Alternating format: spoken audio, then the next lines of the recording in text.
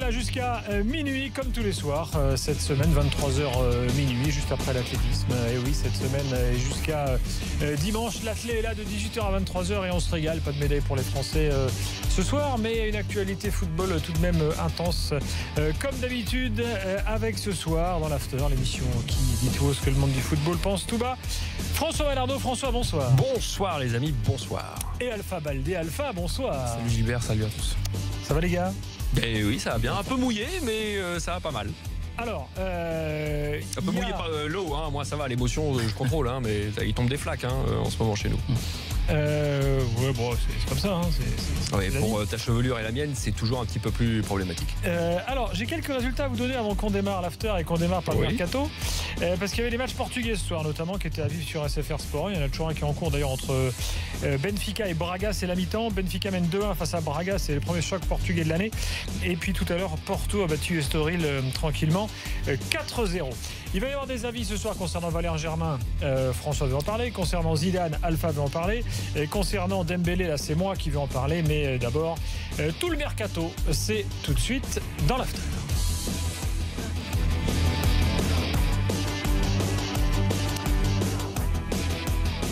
Alors je vais détailler sur Dembélé tout à l'heure, ce sera mon avis du soir, mais je vous donne les infos tout de suite. Dembélé, selon nos informations RMC Sport, va être transféré au FC Barcelone. Un prix qui reste à déterminer, mais une fourchette située entre 120 et 140 millions d'euros. Donc ce qui en ferait le deuxième transfert le plus fou de l'histoire derrière Neymar et au-dessus de Pogba. Avant la fin de ce mercato. Attendant éventuellement Mbappé.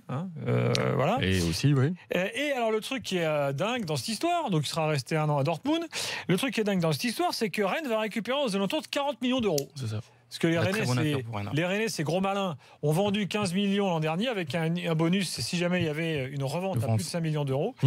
Et donc le total est estimé à 40 millions d'euros. Donc pour Dembélé au Barça. Je ne vous fais pas réagir parce qu'on va en parler tout à l'heure dans mon avis. Mais en revanche, sur les clauses comme ça, c'est des clauses qu'on retrouve de plus en plus depuis quelques années. Je me demande même si le club formateur de Dembélé, il a été formé à Rennes. Amateur, voilà, oui, il va pas récupérer un gros chèque au passage. Oui, avec un tel celui de la première licence, pas le formateur. Oui, il faut chercher dans quel club il a démarré en amateur, effectivement. Qu'est-ce que j'ai encore au niveau mercato? D'Albert quitte Nice et signe à l'Inter, c'est fait, c'est réglé, le feuilleton est terminé. Voilà, maintenant il faut que Nice recrute un... Oui, il y a le joueur espagnol là, mais apparemment il s'est blessé à la cheville, c'est Soares. Bon, à suivre. Vous signalez également que le grec Katranis, cette fois, a bel et bien signé à Saint-Etienne pour 5 ans. C'est fait également, c'est un arrière-gauche, jeune joueur qui débarque à Saint-Etienne. Oui. Il est grec? Oui. Sûr? 4 à Nice. Mais il est tout seul à Saint-Etienne, alors qu'ils auraient pu être 4 à Nice. Non. Mais tu es sûr qu'il est grec? En fait, effectivement, il est grec. Le feuilleton Sanchez, Wenger redit aujourd'hui qu'il n'y a aucun contact avec le PSG. Non, niet, no way. Ça fait longtemps que j'ai pas parlé à Nasser Khelaifi, dit Wenger en plus. Il est très occupé, il a été très occupé avec le transfert de Neymar. Donc voilà la déclaration du jour de Wenger. En période de mercato, quand on dit non un jour, est-ce que c'est non le lendemain? C'est toujours pareil. Surtout quand c'est Wenger qui le dit. Et qu'on connaît les précédents. Voilà. Je pense que moins il parle, plus un joueur reste, plus il parle, plus un joueur doit partir, je sais pas. Non, mais après la question elle se pose par rapport à la somme dépensée par rapport à Neymar. Même si les Catalans nous font croire qu'ils n'ont pas reçu les 222 millions d'euros, comme si ils étaient censés les recevoir d'une seule traite, mon œil. Mais après, évidemment, la question du fair play financier, elle va forcément revenir sur la table si tu réalises de nouveau une transaction à plus de 100 millions d'euros. À propos de Sanchez, on a Christopher, il est supporter d'Arsenal, il veut donner son point de vue. Christopher, bonsoir. Bonsoir Gilbert, bonsoir Alpha, bonsoir François. Bonsoir. Salut. Christopher. Christopher, toi, si tu es Arsène Wenger, qu'est-ce que tu fais en sachant que donc il a encore une année de contrat? Est-ce qu'il faut le vendre maintenant absolument, au risque de le voir partir libre ensuite? Alors si je parle en tant qu'Arsène Wenger, c'est le meilleur joueur du club. Donc forcément, je vais essayer de le garder et le faire une dernière saison. Si je parle en tant que supporter, j'aimerais le voir rester. Mais le problème, c'est que on voit que le garçon, il est plus trop impliqué. Donc plutôt, il vaut mieux le vendre. On récupère une petite somme dessus, je sais pas, 50, 60 ou un peu moins. Petite somme, un peu plus, hein. Ouais, mais bon, une année de contrat, je pense pas que c'est difficile quand même à demander des 88 millions, 90 millions à un club, quoi. En ce moment, et selon qui est l'acheteur, tu peux demander beaucoup d'oseille. C'est vrai, si c'est Paris, on peut leur demander un petit peu plus. Ils peuvent allonger, mais voilà. Je pense que ça serait mieux que Alexis s'en aille. En plus, pour tous les services qu'il a rendus au club, je pense qu'on peut lui rendre ça. C'est un garçon qui mérite de jouer la Ligue des Champions et pas la Ligue Europa, quoi. Mais toi, quand tu parles en tant que supporter, Christopher, c'est mieux qu'Alexis s'en aille. Toi, sportivement, tu t'attends à quoi alors? Si Alexis s'en va, c'est que tu t'attends à viser quelle place? Tu t'attends à jouer comment? Tu t'attends à prendre du plaisir devant? Ou enfin, en tant que supporter, c'est compliqué pour toi s'il bouge, non? Ouais, c'est très compliqué parce que voilà, c'est comme je l'ai dit, c'est le meilleur joueur du club. Après cette année, moi, tu sais, je m'attends pas à la folie, je m'attends pas à jouer le titre. Je me suis habitué ces dernières années à finir 4e, 5e, donc voilà, j'attends pas la folie. Surtout que défensivement, je pense qu'on est encore très très friable. Après cette année, peut-être en attaque, ça va être un peu mieux, même si je suis pas trop fan du nouveau système 3-4-3 là qui est mis en place. Faut voir comment ça. A priori, entre Lacazette et Ozil, ça se passe bien. Welbeck, va falloir quand même qu'il apprenne à cadrer 2-3 frappes. Mais voilà, moi je m'attends pas non plus à une saison de folie de la part d'Arsenal. On a gagné un trophée ce week-end, je pense que c'est déjà bien. Ouais, mais tu vois, vu l'apport d'Alexis dans ton jeu, moi qui regarde cette équipe d'Arsenal, si tu l'enlèves, ce joueur-là, dans ton équipe, je pense qu'il te reste pratiquement plus rien derrière, quoi. Il te reste pratiquement pas de spectacle. Ne te soucie pas de l'économique, garde le meilleur joueur. Ouais, moi, je le verrais comme ça. Et puis si tu le gardes, il n'est pas exclu qu'il re-signe. Qu'il re-signe, que tu arrives à le convaincre, que tu arrives à faire des exploits sur le classement qui te font, voilà. En espérant que le jeu soit là, quoi. Ça suive. Christopher, merci. On verra pour Arsenal. C'est vrai que les supporters d'Arsenal sont un peu désabusés. Une espèce de dépit, on dirait les Rennais. Résignés. On dirait les Rennais. Bon, je sais pas si t'as bien être comparé à un supporter rennais, Christopher? Non, il aime pas, mais c'est Arsenal. Non, je me comparerais pas à un supporter rennais. Non, mais tu nous dis, bon, on a pris le trophée des champions local, là, et je crois qu'il est réaliste aussi. C'est au tir au but, c'est Chelsea qui se fait pratiquement avoir sur un mauvais placement de Morata. Pratiquement, ils n'auraient pas égalisé dans le jeu. Enfin, moi, je pense qu'il est vraiment réaliste quand tu vois cette équipe et ce qu'elle peut proposer. Bon, alors, c'est sûr qu'il est réaliste par rapport à ces dernières saisons des Gunners, mais il faut voir aussi comment les autres se sont remportés. Si au club il pense comme toi, et effectivement la 4e ou la 5e place, vous l'avez garanti, hein. De toute façon, j'ai l'impression que les dirigeants ils pensent un peu comme moi depuis des années. Ça fait 13 ans qu'on n'a pas gagné le titre. Et on est bien parti pour une 14e année. Parce que je pense qu'ils mettent plus la pression sur Wenger, parce que c'est un ancêtre, je dis ça avec du respect, hein, au sein du club. Il fait partie des murs et que du coup, il y a pas ce sang frais. Voilà, on en a tellement parlé dans cette émission. Au bout d'un certain temps, même le meilleur des coachs, il fait justement son temps, il faut qu'il aille voir ailleurs, parce que par rapport à ton effectif, par rapport à ton staff, même par rapport au club, quand tu es installé depuis autant de temps, la remise en question, le fait de redynamiser l'effectif, toi-même aussi de te remettre en question, parce que tu es tellement installé, tu connais le club par cœur. Voilà, je pense que c'est une dynamique qui devient non pas mauvaise, mais stérile. Merci Christopher, salut. Salut Gilbert. Ciao Christopher. À très bon bientôt. Courage, du coup. Alors, on va enchaîner avec une autre info importante de ce soir, c'est l'arrivée d'Amavi à Marseille. Donc, il est d'accord, il vient, il est à Marseille et il passera demain sa visite médicale. Petite info RMC Sport. Vous retrouvez tout ça sur rmcsport.fr d'ailleurs. Et Julien, qui est supporter de l'OM, n'est pas forcément convaincu par l'arrivée de Jordan Amavi, qui vient donc d'Aston Villa, qui était avant à Nice. Salut Julien. Salut, bonsoir tout le monde. Bonsoir tout le monde. Salut. C'est vrai que moi c'est ce que je disais. Alors c'était du à moitié pas convaincu. Je vais expliquer pourquoi. Convaincu quand même parce que remplacer Evra, ce sera toujours une bonne chose. Hein. Ah bah voilà. Mais par contre, c'est vrai que ce que j'ai pu lire, je crois qu'aujourd'hui dans la presse, c'était qu'il revient d'une blessure des ligaments croisés. Oui, complètement. Et que ça, malheureusement, on ne sait pas comment, si le joueur va revenir à 100%. Quoi. Mais ça fait 1 an et demi qu'il en est revenu, Julien. Oui, mais il y a des gens qui ne sont jamais revenus justement à leur niveau à cause de ça, quoi. C'est pas faux, oui, effectivement. Maintenant, moi, j'ai pas vu les matchs de Championship avec Aston Villa. Je pense que si la transaction et la visite médicale sont concluantes du côté de Marseille avec le nouveau staff, ma foi, c'est qu'a priori le joueur il est capable de jouer à son poste et d'être plutôt efficace. Ouais, mais il me semble qu'il y avait une autre offre. Alors je pourrais plus, je m'en rappelle plus. Je l'ai avec Séville, apparemment, il y a eu une visite médicale qui se serait pas bien passé. On en parlait hier. C'est ça, voilà, tout à fait. En fait, c'est là d'où sont mes craintes, en fait. Alors, bien sûr, l'OM, ils vont peut-être fermer les yeux sur quelques points. Mais si notre équipe a dit non à la visite médicale, enfin, vous voyez ce que je veux dire, quoi. C'est vrai que c'est. Il la passe demain, cette fameuse visite, hein, donc on verra. Hein.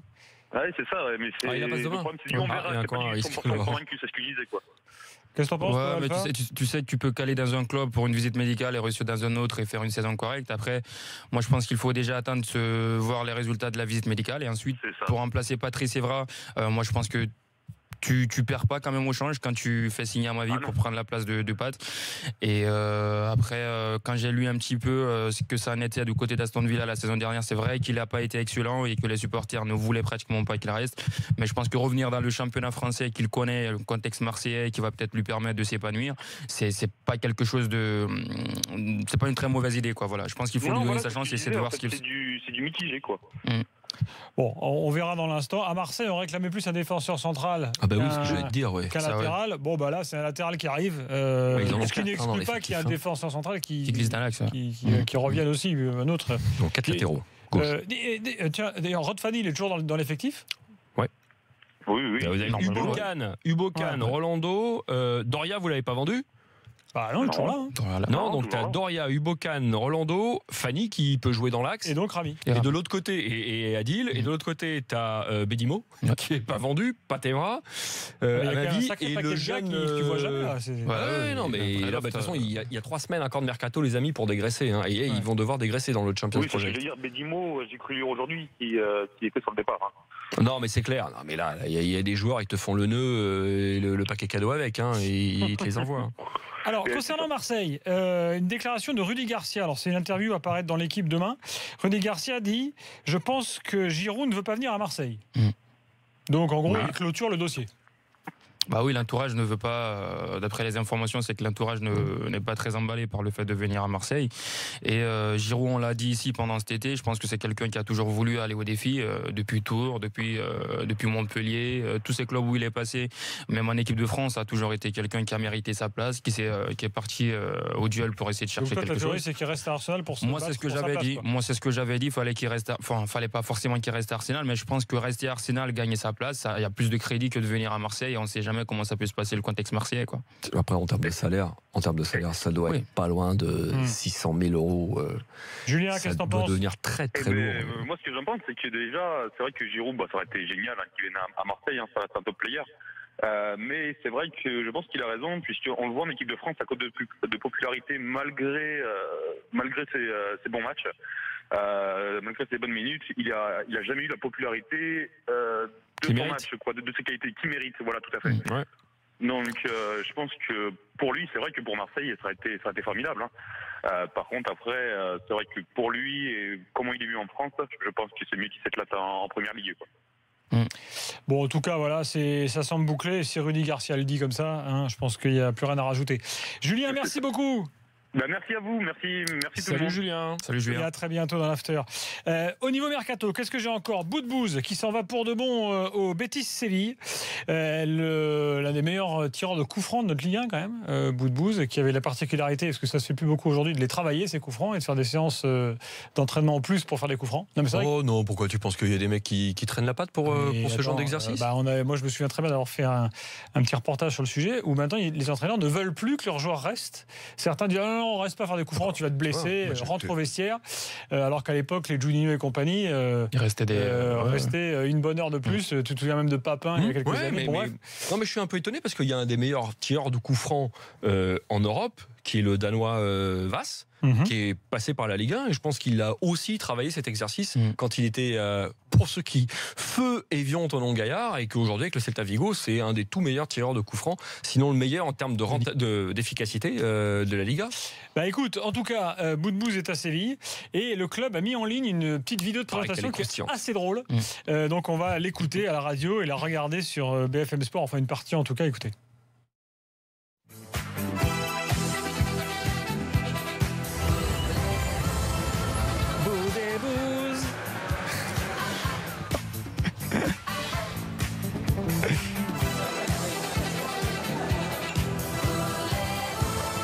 Donc voilà, un petit hymne Boudbouz. Mais il est où?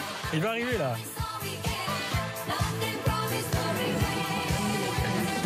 voit la boutique du Betis Séville. Attention.